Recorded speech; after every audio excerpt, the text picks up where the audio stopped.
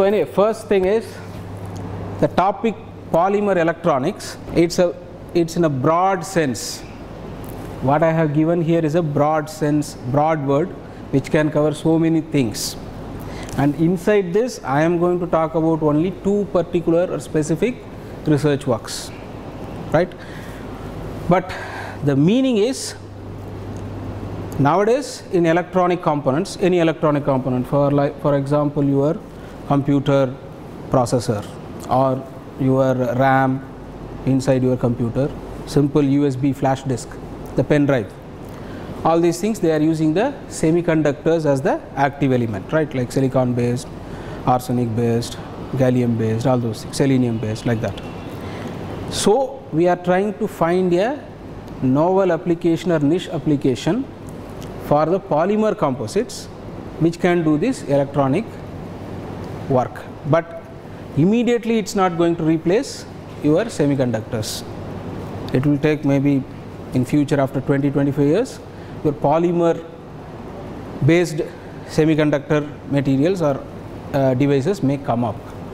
But already I think there are some research, and Samsung is already using some polyaniline gold nanoparticle composite in their flash disk devices, something like that. But it's still in a research phase. In future it will come. But why we are trying to do with polymer? As simple as that, mainly to try to reduce the price. Compared to your semiconductor price, your polymer price is very cheap, and it is flexible. Polymer is a very flexible material, so you can make it and mold it into very intricate shapes without too much trouble. But of course, still now I myself will say that if you compare a semiconductor material or a metal with your conducting polymers, all these polymer electronics, it's basically based on the conducting polymers, not the normal commodity polymers. I think you might have heard some general words. Polymer itself you can divide into three groups based on the applications. Commodity polymers like polyethylene, polypropylene, polystyrene, they are commodity polymers which are used for even your PET bottles. It's a commodity polymer, large scale, used for simple applications, common applications. Then you have engineering plastics, which is used for some structural applications, polycarbonate, polyamide, polyimide, polyester, those kind of things. Then specialty polymers. So your conducting polymers will come under specialty polymers. So electrically they are conductive, not as good as metals, but as good as semiconductors. In fact, depending on the doping amount, you can go to the level of some metals also. So based on conducting polymers, you are making some composites, and those composites you can use for electronic applications as a replacement for semiconductor materials. So when you do that thing, you call it as polymer electronics or polymer nanoelectronics. In fact, here it is nanoelectronics because you are doing in nano size. Again, it's not only based on conducting polymer. Conducting polymer is a base matrix in which you can incorporate conducting materials like your carbon nanotube, graphite, graphene, all those things, right? This I think you already have idea. Now for example, this work I have done in Italy actually, long back, not long back, 5-6 years back. So organic bistable memory devices based on polyaniline nanofibers, gold nanoparticles, conductive hybrid nanocomposites. So I am making a polyaniline. Polyaniline is a conducting polymer. You might have heard about it somewhere, right? And I am incorporating some gold nanoparticles of the order of 5 nanometer size. Polyaniline nanofibers. If you see it in SEM or TEM, you will see fiber-like structure. Not individual fibers, a mat of fibers, a mixture of fibers. Usually its length may be up to 500 nanometers and the diameter may be 200 to 300 nanometers, something like that, right? So this material I have developed, I have made a film, a thin nanometric thin film of this composite, and I am trying to use the electrical properties of that for a organic bistable memory. Is basically you can consider with your, you can compare it with your flash disk, USB pen drive, something you can input, you can again read it after some time, on off, on off, on off, like that. And you can use it for all these semiconductor applications, like they say, no, what I say, that you might have read in electronics, like what is that, NOR gate, all these gate applications, and your sensors and actuators application. Of course, sensors I will tell next place. So here, so this one I will say that you can simply compare with your pen drive. That means when I remove it from the system, the voltage which is being applied to that device is becoming 0. So everything inside is becoming 0. But when I apply voltage, the conductivity of that material, active material, is changing, which is equivalent to the how should I say, memory of that machine, how much it can remember. Remember means is basically like there is a correlation with respect to the conductivity and the values you are inputting in that, something like that. But very important point is, okay, this is reaction scheme, this is a bit of chemistry, not too much. Anyway, so first thing is you have to polymerize aniline to polyaniline, is addition polymerization. So you take aniline, you dissolve it in a solvent, then you add ammonium persulfate, which is the initiator, which will create some radicals in your aniline molecule, monomer. Then it will go on add, and your polymerization step will happen up to 24 hours. If you leave, it will be completed. But here the very important point in any conducting polymer, not only polyaniline, if it is polypyrrole, polyimidazole, whatever it is, there is always something called as a dopant. This dopant will enhance the conductivity of the polymer molecule, because this dopant will give you a charge plus. Usually it is protonic conductivity. The H plus ion or a positive ion moves between the chains. From, if you have a big polymer chain, so from one end to another end, this plus will go on move and then it will come back like a circuit, something like that, right?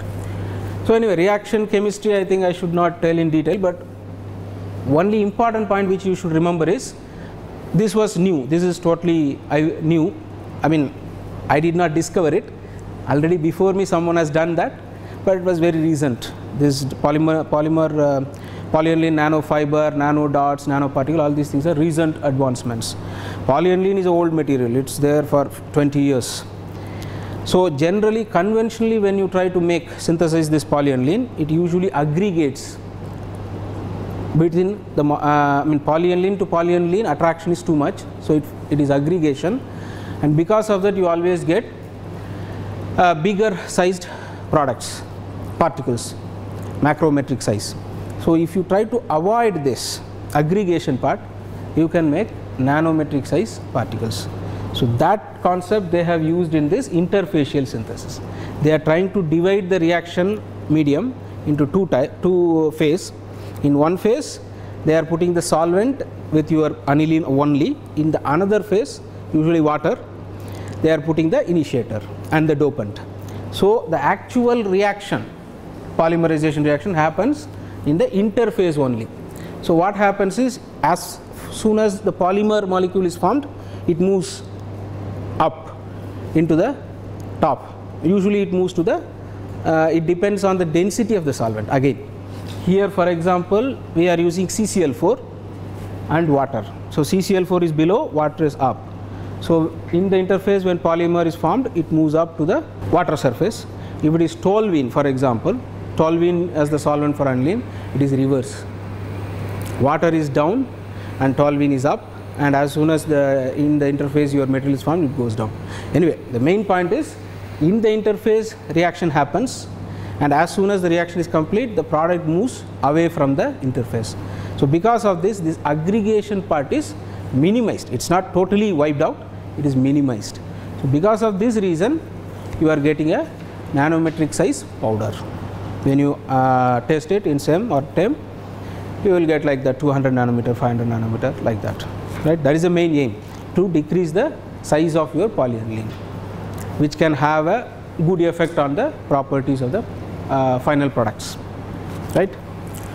There are various techniques actually. Recently, this is the major research work on polyaniline, interfacial synthesis is there, rapid mixing technique is there. The whole reagent mixture, you put a stirrer or mechanical stirrer, very high speed you keep on rotating, so that aggregation of the molecules will be avoided during the reaction itself. That is one thing. Then there is a sono-chemical technique. Under the influence of ultrasonic vibration you do it.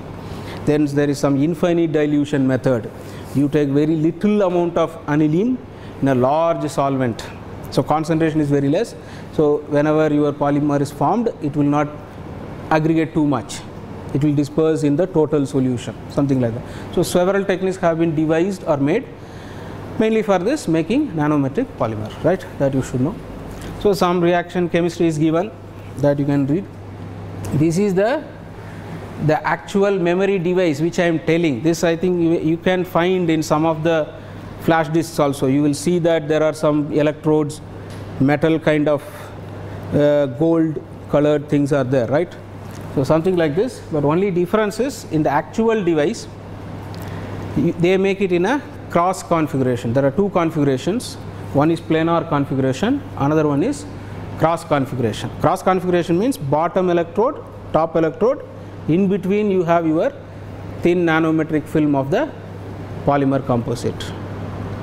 Planar configuration means parallelly you are depositing your electrodes on a substrate, and on top of it you can make a film of this polymer composite.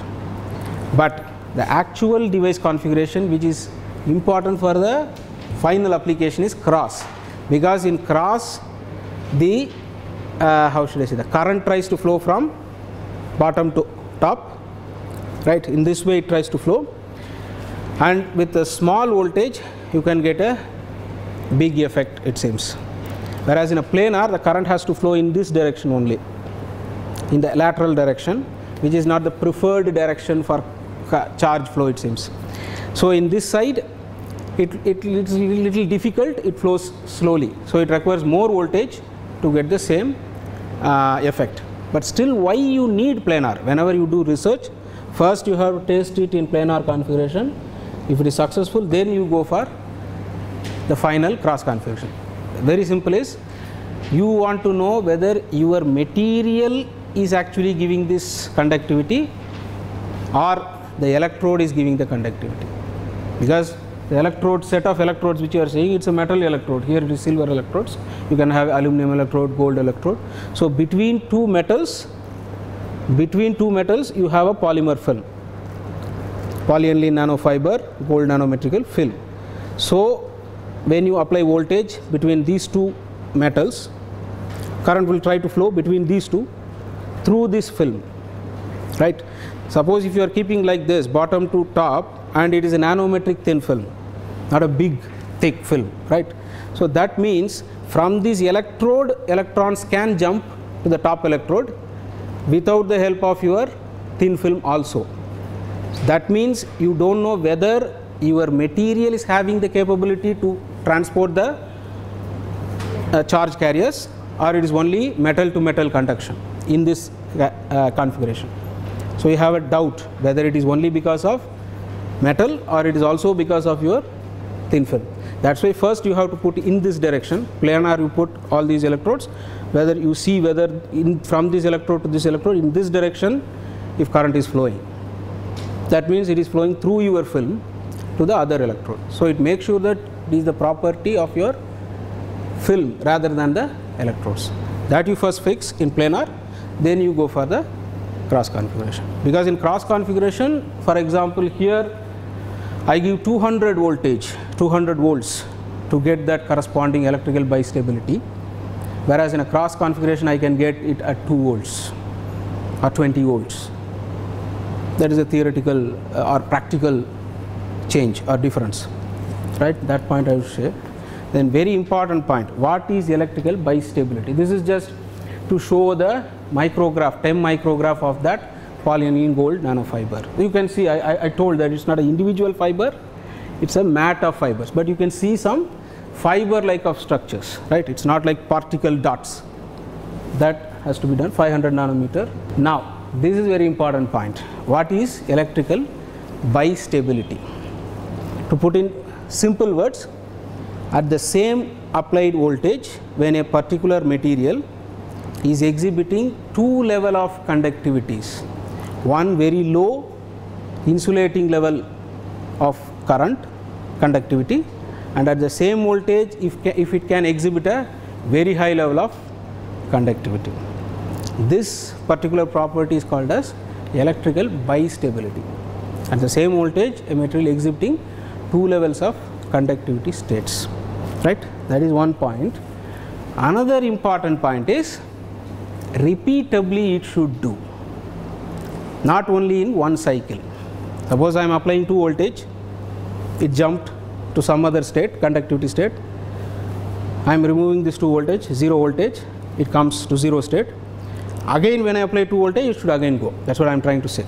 Several cycles, 2000, 3000, 5000 cycles. Then you will call that this material has a electrical bistability property.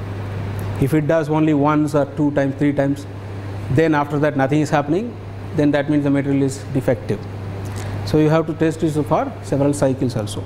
The main point is that only, you can see that. So here it is, since it is planar configuration, you see it's around 220 if I remember, 220 volt, there is a jump, huge jump, and here probably it's not a very good scale. Anyway, the difference is approximately 10 to the power 3 times, right, something like this, 0.012, this is 10, this is 10, maybe little more.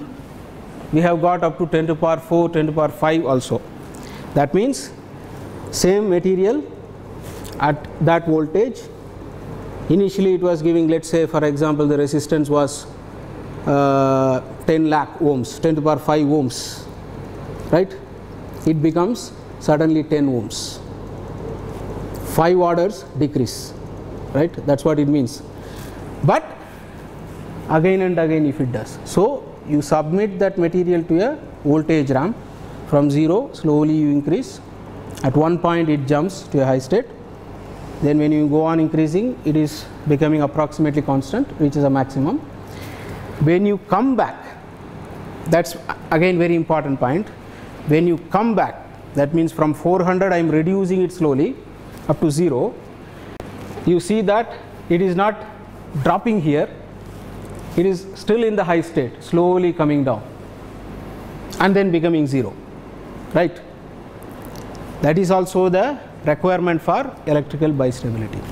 So it should exhibit 2 conductive states at a particular voltage, it should be repeatable for several cycles, and during the reverse voltage application it should not drop sharply at that switching voltage. It is called as a switching voltage, I on off, they call it as I on / off, switching voltage and switching current, right. Suddenly like a switch, it goes up, then it remains constant in that until you bring it down to a near to 0 voltage, right. This property is called as electrical bistability, and this jump and this area gives a representation of the overall memory or how much data you can try to store by using this conductivity change. You can use it in many cases, not only for specific flash drive or RAM, any other electronic components where you require change and switch of conductivity natures. This is actually being done with semiconductors. With the semiconductor thin film they are doing this, where it can jump from low conductive state to high state and staying there for a long time until it becomes 0. But now we are trying to do with a polymer material, right. That is why it is called as an organic bistable device, because polyaniline has C6H5NH2, carbon is there, right. So that I have told. This is just to check the electrical symmetry in the positive voltage zone and the negative voltage zone, right. 0 to plus 400, 0 to minus 400. So in the negative region also it is showing some bistability, just to prove that, right. And of course your material should be able to show this property in repeated cycles, in negative and positive directions, all the ways, then only you can say that it is a stable material, right. Then this one is Okay, this one is basically same thing being represented in terms of E and J. Instead of voltage and current VI, it's a EJ, electric field versus current density. It's same data actually, same data represented in a different way, right? This is considered as more VI is not wrong, VI is also correct. Many people always first put a VI diagram, but EJ is considered as a more better form of representation because it takes into consideration the thickness of the film and the area of the film through which this is happening, your current is flowing, right? You see, here it is volt per meter, voltage divided by the thickness of the film. There it is current per meter square, the cross sectional area of the film, right? This is just representation variation. So I have actually cut down, it's that only that thing is, I have like 50 slides, that's too much. So just the salient points I have given, right? So conclusion is a new conductive hybrid composite was successfully prepared, exhibits strong electrical bistability and memory phenomena, high on-off ratio 10 to the power 4, bistability was reproducible, proper retention of the composite vasculant. This is just conclusion of that research result, right? But what I wanted to introduce is, instead of a semiconductor material, you can also use a polymer material for doing electronic work. That's first point. And for this particular memory devices, your RAM in the computer, your flash disk, processor, all these memory devices, they require this basic property of electrical bistability, using which they are trying to convert data, right? So that is, and electrical bistability is that at the same voltage there is a switch, and when you return through the from positive to 0, it remains at the higher state and then it becomes 0, and again you do, it exhibits the same, right?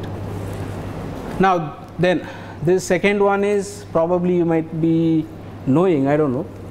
This is another work which was done in France anyway.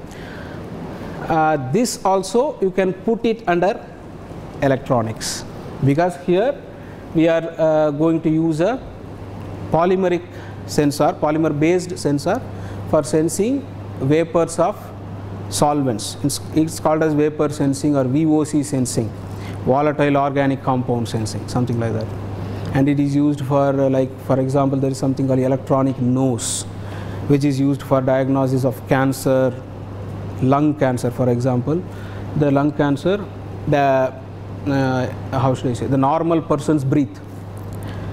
If you analyze that, it seems apart from CO2 and O2, you have several other minor components like acetone, some alcohol and all those things. So for a normal person in a breath, what are the composition that you know? For a cancer person, cancer patient, in the breath, what are the composition? You will find that some things are erroneous. So you develop an electronic nose, you capture the cancerous patient's breath and just compare it with a normal healthy person's breath. With that you can, it's not confirmatory test, you can guess, it's a one type of diagnosis with which you can say that okay, probably he has some cancer. Then of course you have to do so many things. This is one example. Like that you can use this sensor for various purposes. In fact, volatile organic compound sensing is very common, I will say, nowadays in research. But again, semiconductors were used for this for long time, until today also, but they are trying to replace with some polymer components, right? Anyway, here what they have done, what we have done is, this is some chemistry, even I also don't want to go, this is the NMR of that particular, it's, as I said, it's a polyester. So there is an alcohol and acid reaction making ester. That ester is being polymerized, making a big chain, right? The main thing is it was an industry project. Some industry had some oil as a waste material, and some sugarcane industry, they had this isosorbide. I think pharmacy people may know this name. There is something called isosorbide. General name is sorbitol. It is used for some drugs. So that sorbitol, yes. It's an alcoholic derivative of alcoholic derivative sugar, yes. So it's a diol, two OH groups at the end. Same thing, so there is a diacid from oil industry. So it was a waste product for them. They wanted to make some value added product out of it. That's the basic idea. So this oil, di-alcohol and diacid, we reacted and made up ester and then polyester, right? But only problem is, since it is a biopolyester, it's not a really biopolyester. I should say it's a bio-sourced polyester, because when I say biopolyester, it means it is biocompatible or biodegradable. That means you have to do other tests to know whether it is biodegradable or biocompatible, which we have not done. From biosources, we have made polyester, right? That is biopolyester. But the problem with this was, since it was from biosources, the molecular weight of your product was very, very low. In a conventional polymer like polyethylene, you can have a molecular weight of 10 crores also, 10 to the power 7 number average molecular weight, weight average molecular weight you can have. Whereas in this, you will see that it is 3000, 5000, 1000, 2000, like that. The problem is, if your molecular weight of your polymer is very low, when you try to melt it and process it, it will behave more like water, for example, water or oil. But your polymer should always have some good level of viscosity. Then only you can process it and make it into fibers or filaments or other products. So viscosity is an important parameter. Viscoelasticity, actually, when you say polymer, then immediately it becomes viscoelasticity. There is a viscosity and elastic part. So that should be good enough. Good enough means there are some ranges, but it should be thick enough so that it's not like a water or it's not like a oil which can easily flow. That point is there, and that depends directly with respect to the molecular weight of the polymer. So in this problem, we were the main aim was to improve the polymer molecular weight by doing several reactions. It has a lot of chemistry actually in this. Even personally, I did not like that, but a lot of trial and errors had to be done. So that part I will not tell too much. In fact, there are many tables and all those things I have cut it down into few lines. Anyway, what we try to do is, the main aim is to increase the molecular weight of the particular polyester which is formed, right? That was the aim. How we try to do is, the polyester reaction has two steps. There is a trans-esterification process and there is the polycondensation process. Two processes are there. So in the two steps, some temperature range is there in between this temperature, this temperature. So we try to vary the temperatures, 3-4 temperatures, and see what is the effect on the product and the molecular weight. That was one parameter. Then we used some catalysts for the fastening up the reaction, accelerating the reaction. So we want to see the effect of catalyst. The effect of catalyst concentration we tried by increasing the concentration of the same catalyst, and the effect of types of catalyst by using different types of catalyst. That also we tried. And we tried the reaction time by giving more time, what happens to the overall reaction and the molecular like that we tried, right? It's basically, to be more correct, this particular part was more of a trial and error nature only. So many runs, synthesis runs were done, and then finally we have optimized, okay, this catalyst percentage is good and this temperature range is good, something like that, right? Now the main point is this I have to tell you, this is where your electronics part comes into play, right? And there is one more part there. They use something called a SLBL, that means spray layer by layer. Very simple technique, but with that you can make very thin films of nanometric thickness of your polymeric material. Just they dissolve your polymer in a solvent, polymer plus, in this case, carbon nanotube we used as the conductive material, because biopolyester, there it was polyaniline, which in itself is a conducting polymer, inherently conducting polymer. Whereas this one is an insulating polymer. Polyester is basically insulator alone. So to make it conductive, we have added 1% or 2% CNT, right? Then that solution you make it in organic solvent, chloroform, toluene, acetone, dissolve it well. Then you have a uniform dispersion. That one you take in like your car spray paint, like that. Then you have a substrate, glass substrate, on that you spray it. You spray it some 7-8 times. Then after you leave it for drying, then simple drying and then oven drying, vacuum oven drying. then you will find that, of course, depending on the number of times you have applied and depending on the concentration, your thickness will vary a little bit. But overall, the main thing is they wanted to make a thin film which is of 200 nanometers, 100 nanometers thickness with a very simple technique instead of thinking about some complex thing. That's what they tried there.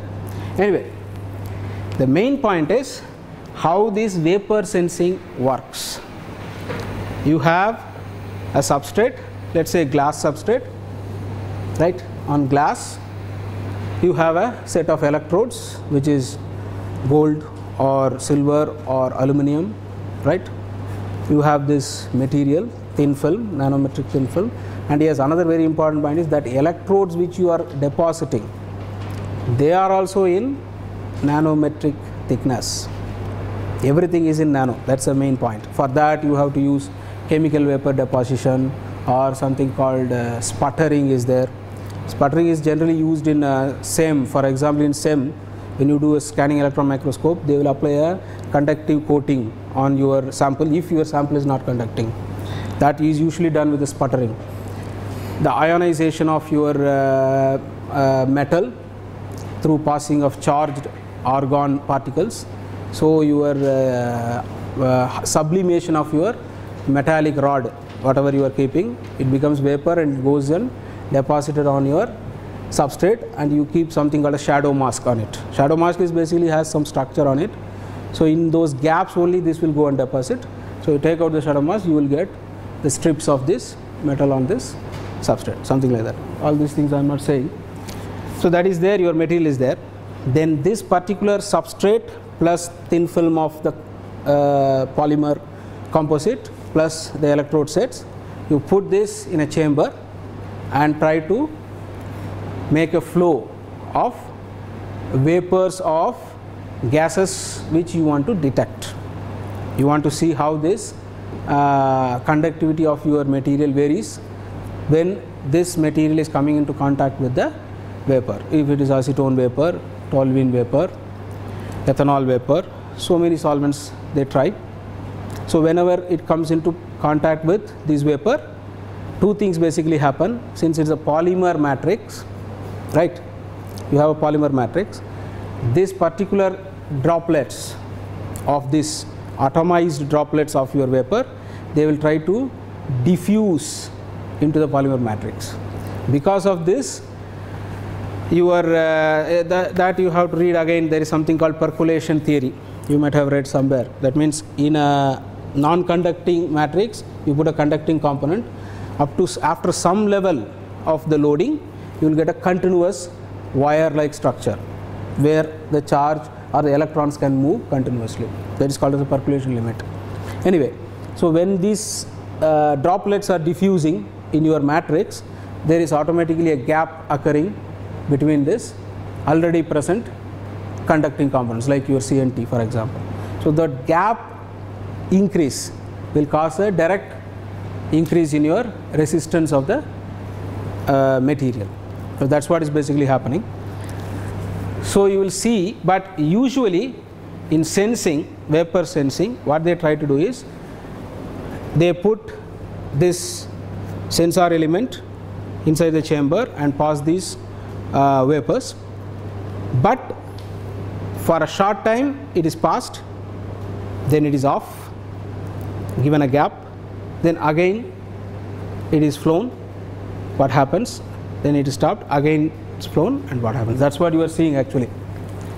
See, in between 5 to 10 minutes the vapor is being passed. So that 5 minutes you are giving so that it is becoming in an equilibrium condition, steady state condition. All the molecules are hitting all the parts of the vapor, all the film, something like that.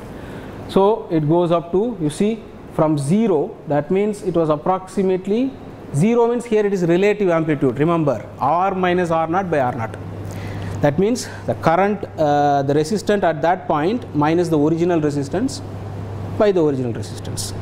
That's why first point is 0, because first point will be R naught minus R naught by R naught, right? Then with respect to time, when the molecules are coming into contact with your material, naturally they are getting diffused into this.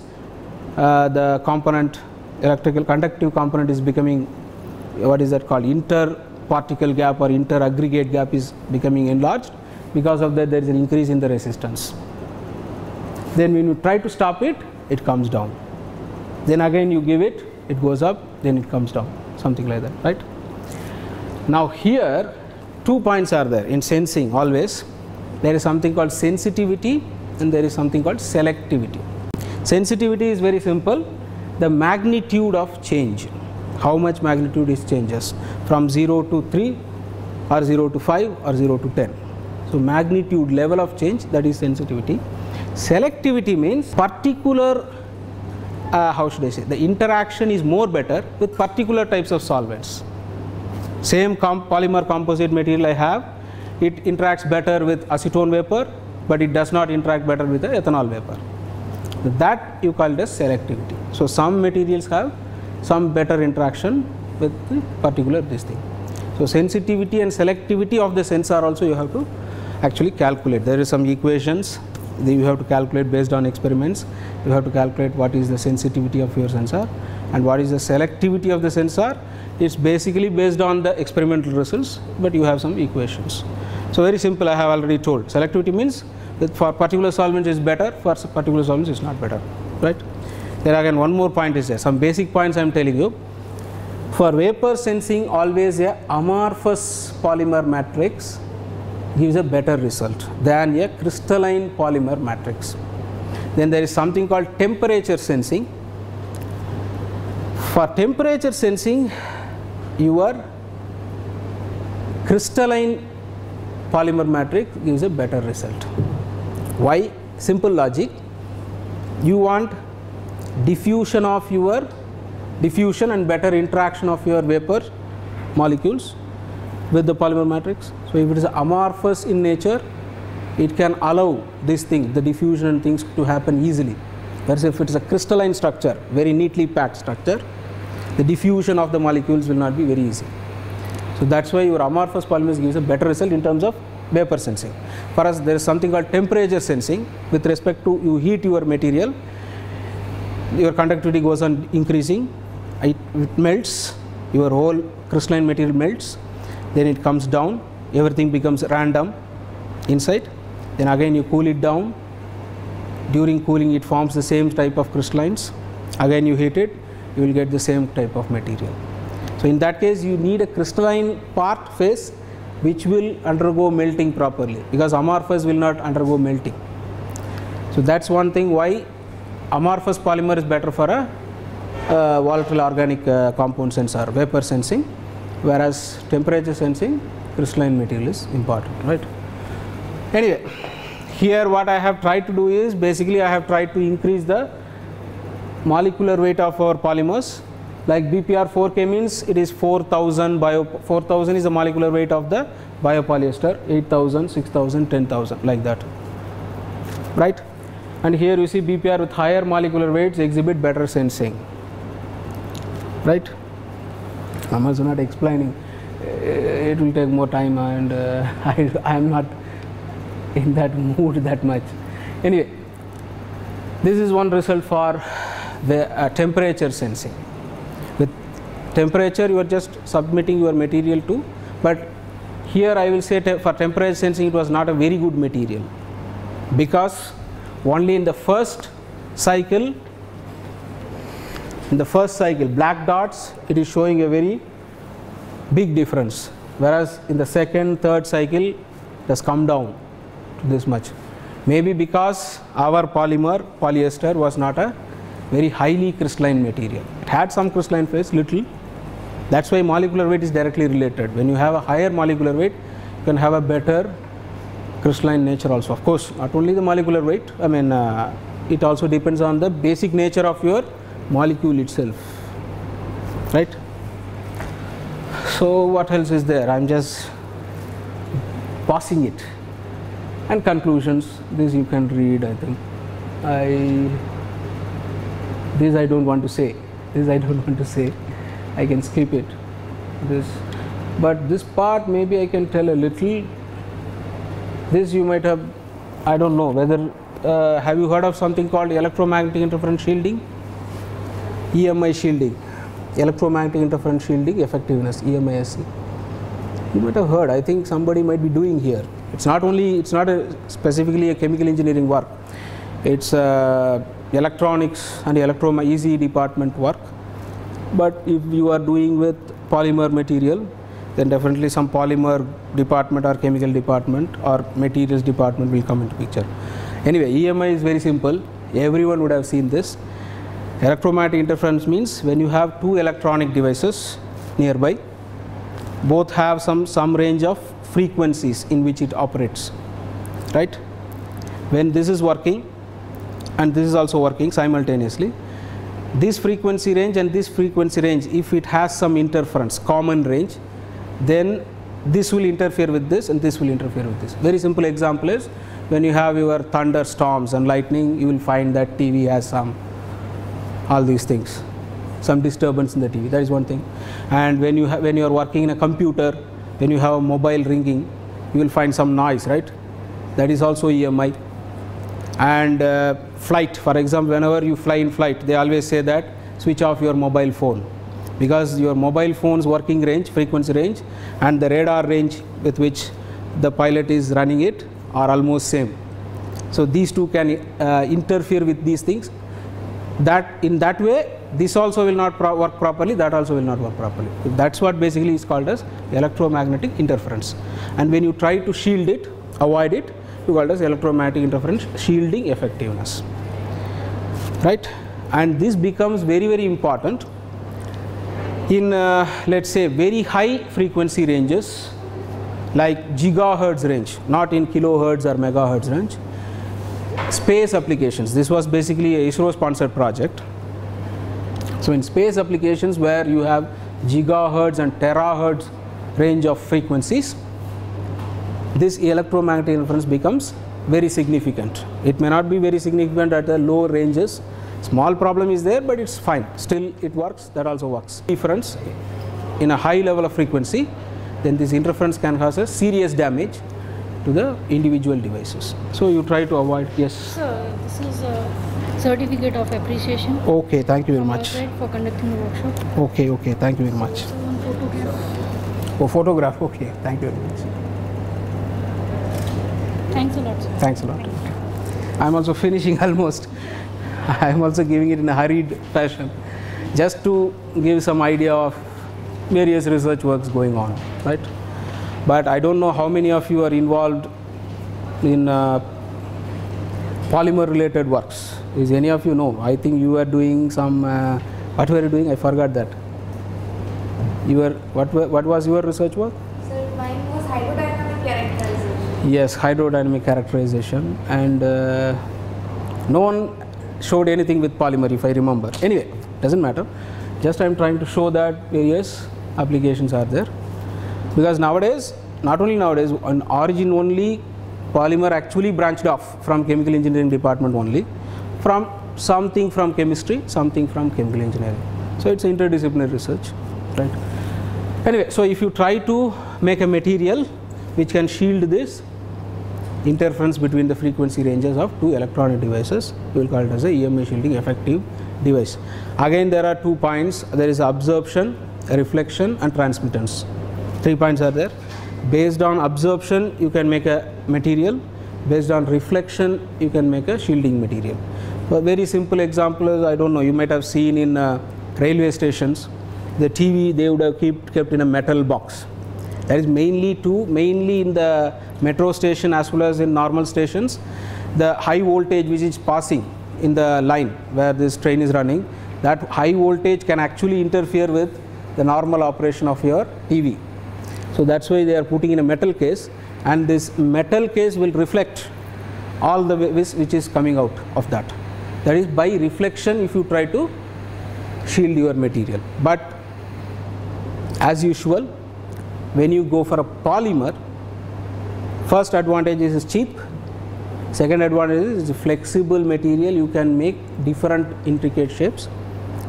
So if you can have a polymer material for the shielding, you can make cheaper materials and any design, innumerable number of designs. That's why they have gone for this.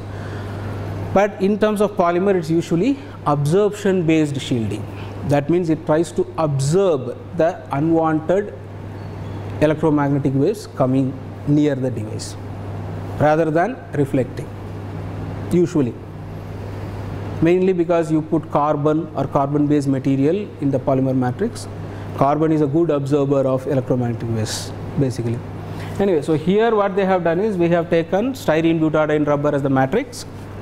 In that we have put 3 conductive components. One is conducting carbon black, a high structured carbon black. Another one is nanometallic alloy of nickel and copper, nanometric powder of that we have incorporated in SBR, and we have checked what is the effect. And the same polyaniline this is actually from my PhD work, a little part of that. So from my PhD I started with polyaniline and it's going on. So polyaniline also we mixed with this SBR, and we try to find out how much it is good in reducing this electromagnetic interference. But this topic is a little collaboration with the EC department, and lot of electronic related work is also there, which was quite difficult for me also. It was quite new to me also, but anyway, it was done in a good way, I will say. So, but just you have to know what is electromagnetic interference shielding, and you can develop materials based on polymers which will work based on absorption of electromagnetic waves, and it is very important and significant at very high frequencies, mainly in space applications, missile applications, defense applications, all these things, rather than in a like using for a radio or a mobile or a TV. There also it is important, but it is not very significant. It's not going to create big damage. But whereas in a, suppose in space some satellite is there, some electronic parts are there, the accuracy is very important. Even a small error can create a big collapse. That's why there it is more important. That's why ISRO sponsored this project. So I think with this I will stop. There are more, and too much is there. This is different. So do you have any questions? Actually I was really tired. Now I feel little different. Listening to all the lectures throughout the, it's sometimes boring. So that's why I wanted to finish it quickly.